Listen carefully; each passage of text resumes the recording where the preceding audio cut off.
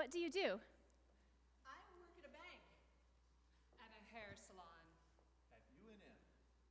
Actually, I'm not able to work. I'm a flight instructor. I'm a caregiver. I'm unemployed right now. It's starting to feel permanent. I have my own business. It's hard to explain. I'm a realtor.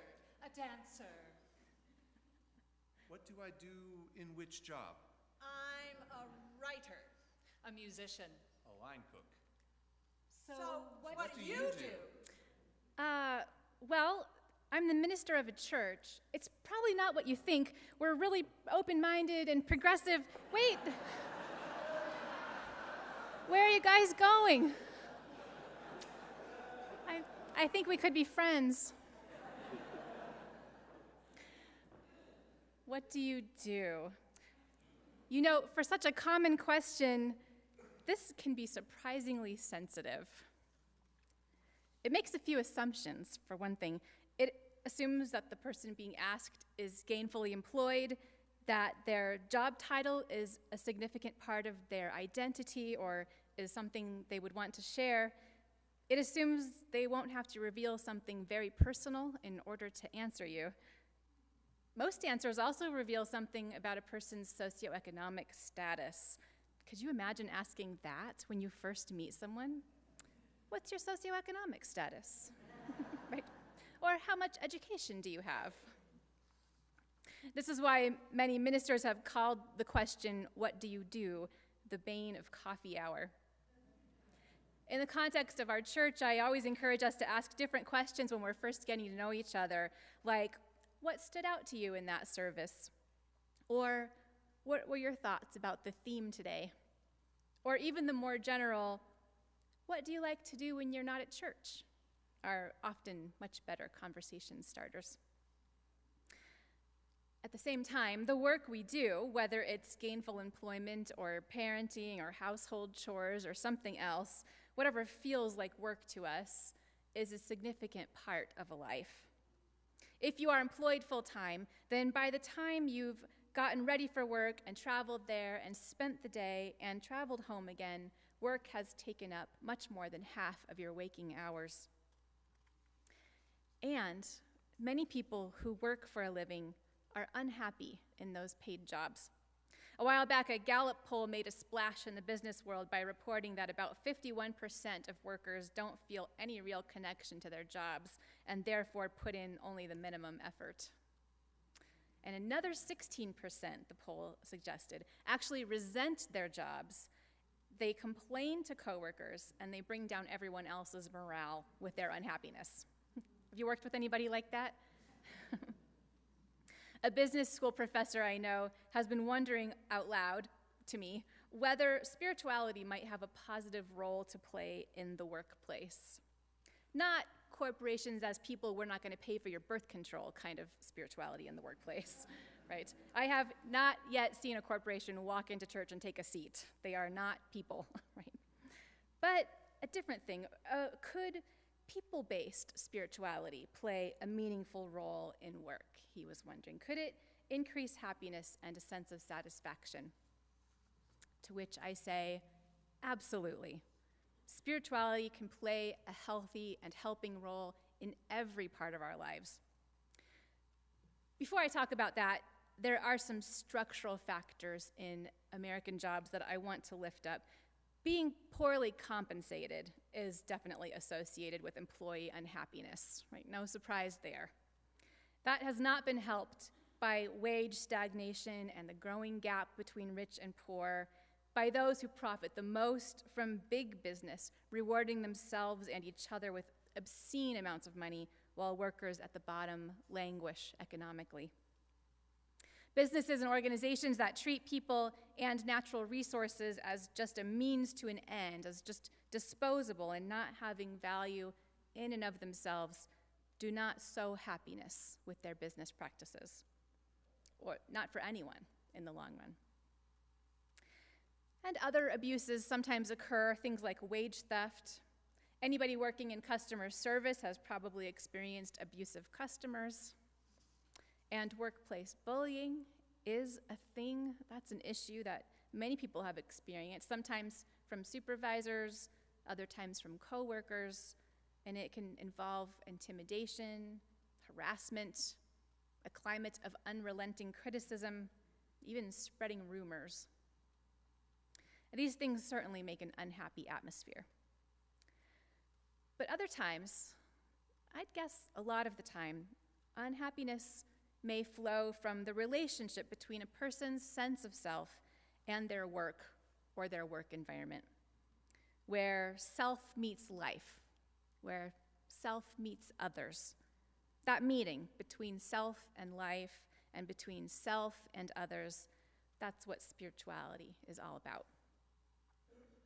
And it's also true that starting out with the right mindset or relationship with work will be helpful in dealing with an unjust or unnecessarily miserable work situation. So, we're thinking about work today. And since paid employment makes up a large portion of many people's lives, most people's lives, I am going to center this sermon on that kind of work, on paid employment. But I have found, and I think you'll agree, that most of what I'm going to say applies in lots of other contexts because, like I said, spirituality has a role to play in all of our lives, every part of our lives, and also because none of what I'm about to describe is new. We talk about these things at church all the time. We just might not think about how to apply them in certain other parts of our lives outside of church, or if we do, we may be inconsistent about it.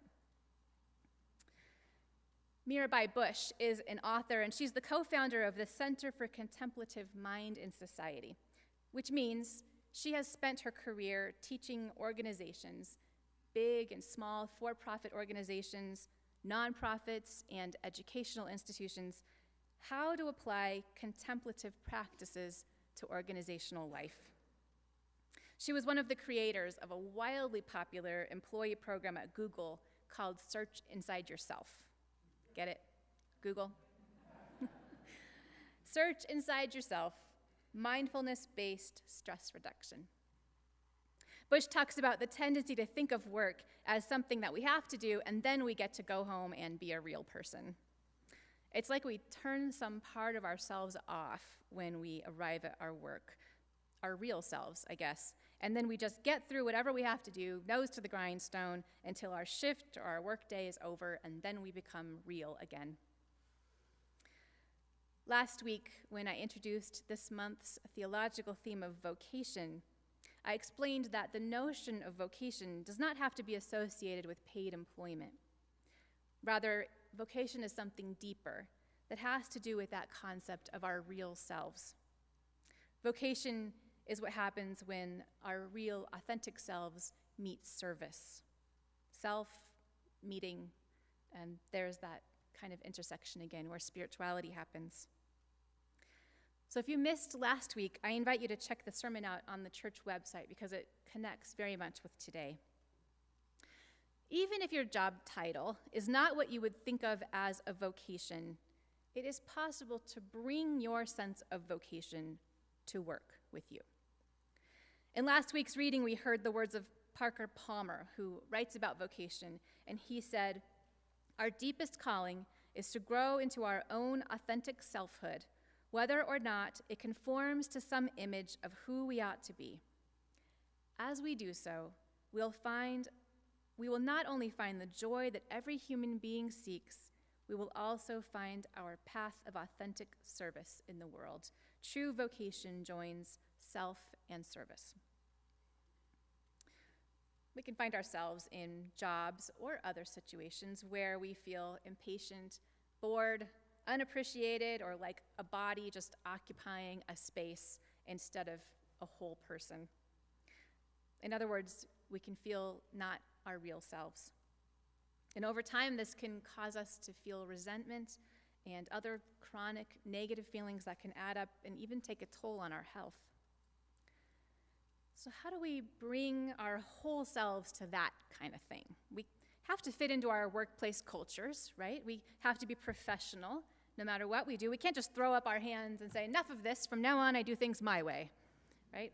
At least most of us can't do that.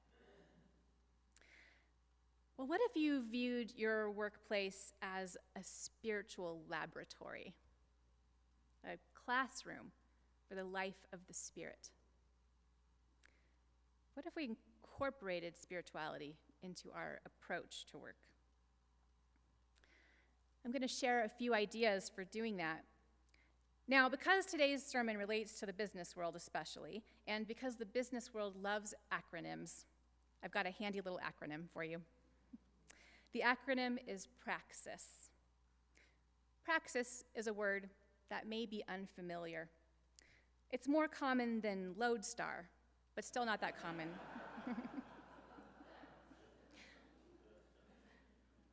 The word praxis means the practical application of knowledge, philosophy, or theology. So applying those things in life, practically. In this case, it's a set of approaches for applying spirituality in work. So here we go. Praxis, Praxis, practical application of the spiritual. P stands for practicing mindfulness when we are working. Turning on our awareness, being centered or getting re-centered, not letting ourselves merely be on automatic all the time, or being so caught up in the whirlwind that we forget our own minds. Mindfulness is something we can incorporate into the way we already spend our time when we're working. Here's an example from Google. Mirabai Bush introduced the concept of mindful emailing. She says, like most mindfulness practices, it's so simple, and we don't do it. You just type out your email, either a response or an initiating email, and then you stop, take 3 deep breaths, follow your breath in and out, in and out, in and out, and then you read the email. You read it from the perspective of the person who's going to receive it. At Google, they were focused on emotional impact. Is the person likely to be agitated or angry or frustrated? Or maybe even, is this person likely to think you're offering more than you actually are with your message? Employees were invited just to breathe and take that moment to visualize the receiver. After 1 week, the employees described that experience as radical. One man even said that he had done something very radical. After visualizing the person receiving his emails, he had decided just to pick up the phone.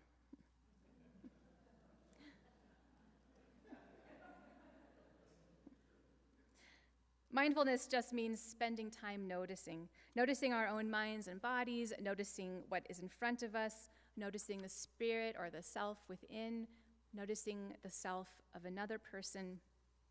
And there are lots of ways to do it.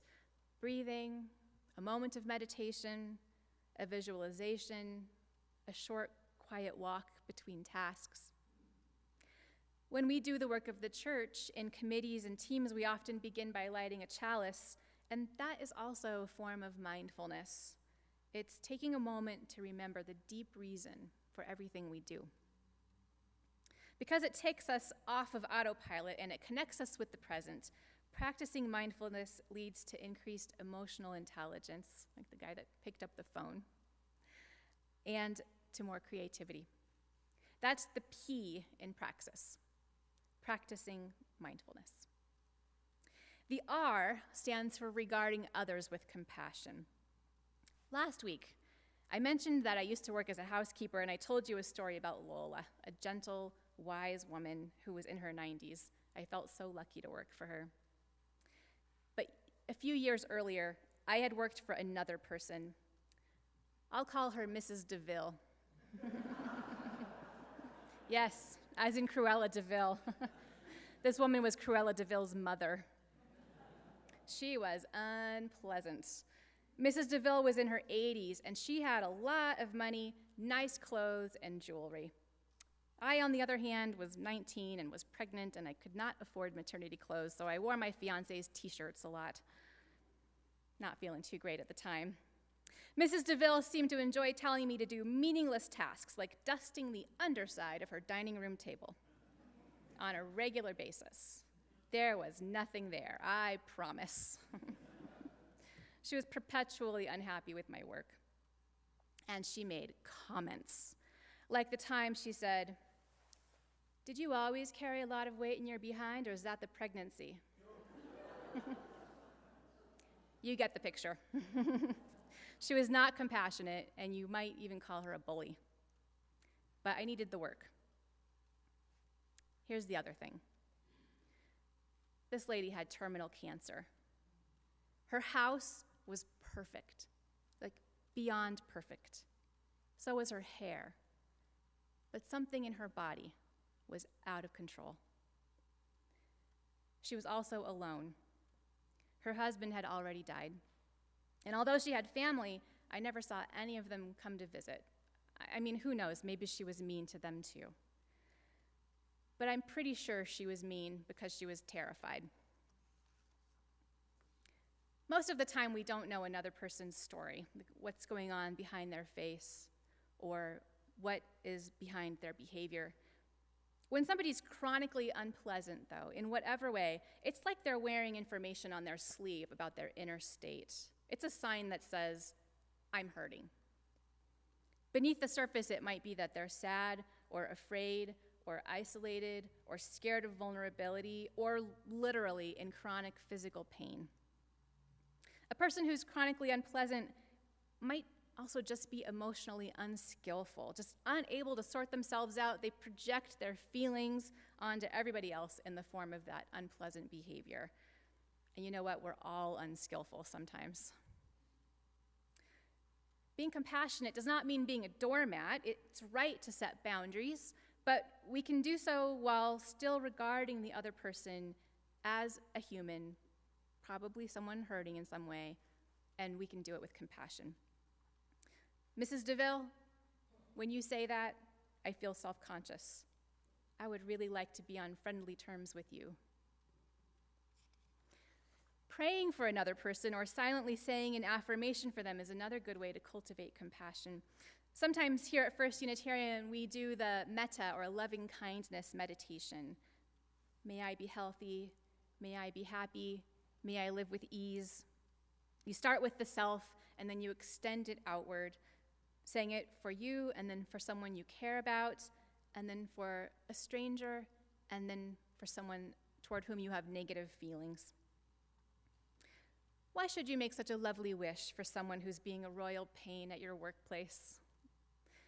Because people who are healthy, happy, and live with ease do not treat others badly. And because through practicing compassion, we grow as humans and as spiritual people, as those whole real people we're trying to be.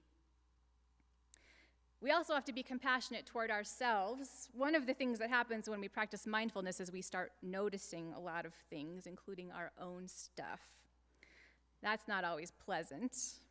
Parker Palmer says, "My life is not only about my strengths and virtues, it's also about my liabilities and my limits, my trespasses and my shadow. An inevitable, though often ignored dimension of the quest for wholeness is that we must embrace what we dislike or find shameful about ourselves, as well as what we are confident and proud of." We're all on a journey in progress. We're all in progress, like Victoria Safford put it in this morning's reading. That's why the loving kindness meditation starts with the self and then goes outward. The R in praxis stands for regarding others and ourselves with compassion. Next, the A. A stands for aesthetics. It's about incorporating beauty and the senses into your workspace. The Transcendentalists, who were very important in the formation of the UU tradition, they were fascinated by the way the soul is naturally drawn toward beauty. And I'm not talking about the socially approved kind of beauty, which is fickle and based on who holds power at a particular time and place. I mean beauty as in nature and the expression of human creativity, expression of human nature through creativity. A person can see 1,000 New Mexico sunsets and never get tired of those, right? A plant or a little fresh cut flower in a little vase can bring beauty into a workspace. A piece of polished sandstone or smooth carved wood in your pocket does not require having a desk, but it can be both beautiful and a reminder whenever your fingers find it in your pocket to take a few centering breaths. Things like essential oils, if that suits you in your workplace, can be nice for the spirit. Music or the trickle of a fountain can energize or calm. And taking time to make a lunch that's appealing and healthy and delicious and not just an afterthought from your freezer, as I sometimes do, that will nourish your senses as well as your body and mind. The A in praxis stands for aesthetics. P-R-A.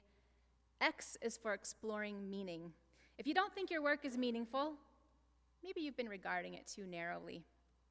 Even if it's not your ideal job, consider whether there's meaningful things about it or within it, whether it's a sense of community with coworkers or the role your work or your employer have in the larger community. If your work empowers you to care for yourself or others, that's important, that's significant. What is there to give thanks for in it? Have you grown as a person in it? Or might you, if you see it as a laboratory for your spiritual growth? X is exploring meaning. The I stands for integration and intention. It's about intentionally integrating that work life into your journey as a human being. This is an orientation we bring with us. Instead of that old, I work all day and then I go home to be a real person, you be you all the time. It's about remembering work as a laboratory or a classroom for growth. And it's about keeping all the parts of your life connected to that deep part of living. I is for intention and integration. And finally, the S, for spiritual practices. Beyond the things I've just described, what else might you incorporate? Be curious about it. Try things out. There's more possibilities than I could ever list, like coming up with mantras to chant or repeat in your mind, trying out apps that remind you to breathe, taking yoga breaks, you name it. Praxis, practicing mindfulness, regarding others with compassion, aesthetics, exploring meaning, intention and integration, and spiritual practices. Praxis. So I invite you to try it out by setting a goal for yourself, and then, for gosh sakes, don't be hard on yourself about it. If you miss it, just gently bring yourself back, like you would in meditation. Or ask yourself whether you might like to try with something different first. It's for you, to make your own. But here's an interesting thing about it. When we change from within through these kinds of practices, through praxis in our spirituality, that has a way of rippling out and changing the environment around us too.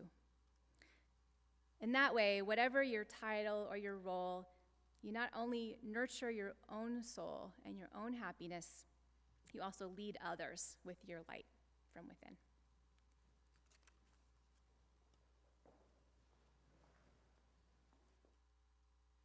Please rise in body or spirit to sing number 313, Oh, What a Piece of Work Are We?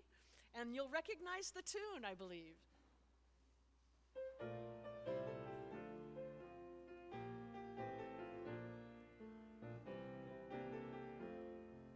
Oh, what a piece of work are we, how marvelously